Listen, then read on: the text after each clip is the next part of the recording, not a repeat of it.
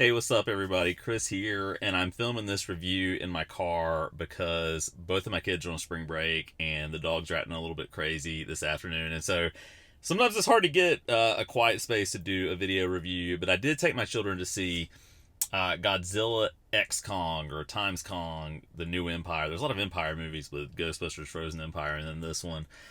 So, I thought it looked like dumb fun, and we're home for spring break because I'm also on spring break. I've been this before, but I work in education, and so I do not have classes to teach this week.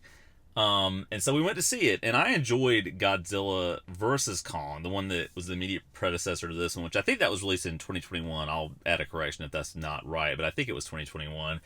I didn't have super high expectations going into this. I just wanted some dumb CGI creature fun, and there are kind of fits of that in this movie, but overall, I found this to be a really disjointed, convoluted, exposition-heavy mess. And I think that's sort of my biggest issue here is, and I've seen other people say this, but I think that the human characters just get in the way. Like, people go to see a movie like Godzilla times Kong, or whatever the name of it is here, because they want to see them in action. And I will say, to a certain extent, to the movie's credit, there are some long stretches where it really is just that. It's Kong interacting with other characters in Hollow Earth, and that's sort of mostly where this is set.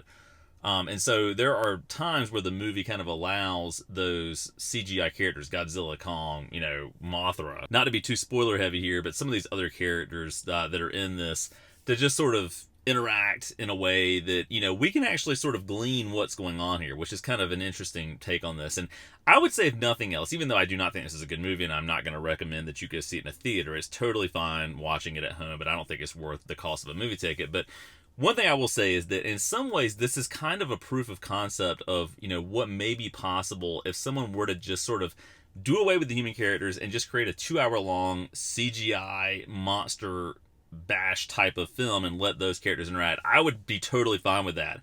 I wouldn't say that the CGI interactions of just Kong and Godzilla and then some of the other Kong-esque characters that populate this movie are always great, but they were, to me, infinitely more interesting and more entertaining than the human characters here. So just to try and summarize the plot briefly, because I don't know that I'm going to do a good job with this because the plot doesn't make much sense at all. But basically, picking up where Godzilla versus Kong left off, Kong now lives in Hollow Earth, and he's still sort of pursuing this idea of, are there others like me? Can I find them? And so he's sort of searching that area, that world, so to speak, within our world, trying to find other great apes, other 300-foot tall apes that maybe are part of his clan, his family. And so there's a monitoring station down there where human characters track his movements.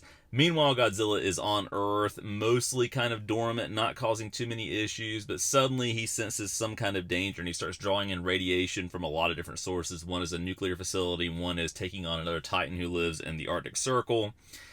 And then there's also sort of wrapped into it this plot of sort of these native peoples who live in Hollow Earth, but they can somehow communicate telepathically and they can manipulate gravity. It makes zero sense, right? And normally that would be completely forgivable in a movie like this, but the problem is it makes no sense to it to the extent that it starts to become kind of a mind-boggling thing and you don't really understand what's actually happening in the movie, and all you as a viewer really want is to see Godzilla and Kong back on the screen together again, and perhaps other giant CGI monsters. So, again, from a plot perspective, this just doesn't make any sense whatsoever, and it became kind of a head scratcher. And honestly, there were stretches of this because of the exposition that I found myself being bored. I mean, you literally have characters at different points explaining things to try and make sense of what's happening. They're saying, oh, so what this means is that, these people can control gravity, and then there's going to be this inversion of gravity, and this will happen. And they're all like, oh yeah, that totally makes sense.